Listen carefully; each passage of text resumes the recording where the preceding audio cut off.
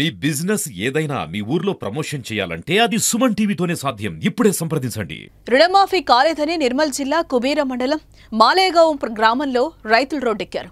ప్రభుత్వానికి వ్యతిరేకంగా నినాదాలు చేస్తూ రాస్తారోకో చేశారు.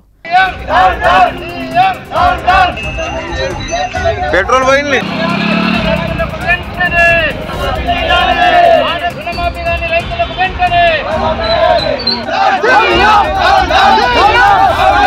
గ్రామంలో 100 మందిలో 20 మందికి మాత్రమే రుణమాఫీ చేశారని ఇదెక్కడి న్యాయం అంటూ ప్రశ్నించారు. ప్రభుత్వం ఎన్నికల సమయంలో ఇచ్చిన హామీలను తుంగలో తొక్కుతోందని అన్నారు.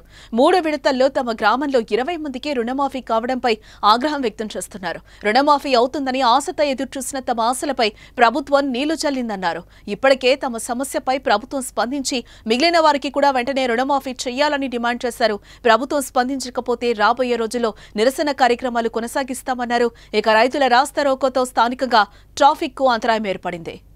ప్రతి ఒక్క రైతులు ఈ మాలేగాం గ్రామ పెట్రోల్ బంక్ దగ్గర చౌరస్తాలో ధర్నా కార్యక్రమం ఈ ధర్నా యొక్క ముఖ్య ఉద్దేశం ఏంటిదంటే మన గౌరవ ముఖ్యమంత్రి రేవంత్ రెడ్డి గారు ఎన్నికల సమయంలో ఆయన మేనిఫెస్టో ప్రతి రైతు కుటుంబానికి రుణమాఫీ చేస్తానని చెప్పడం జరిగింది. ఆ రుణమాఫీలో భాగంగా దిశల వారీగా విడతల వారీగా 3 విడతలు అయినప్పటికీ కూడా ఈ మాలేగాం గ్రామంలో 650 కేసీసీ అకౌంట్లు ఉన్నప్పటికీ కూడా అందులో నుంచి కేవలం 15% అకౌంట్లకు డబ్బులు విడుదల చేయడం జరిగింది. మన రాష్ట్ర ముఖ్యమంత్రి గారేమో అసెంబ్లీలో 30,000 కోట్ల నిధులతోటి రైతు రుణమాఫీ చేస్తానని ప్రకటించడం కూడా జరిగింది.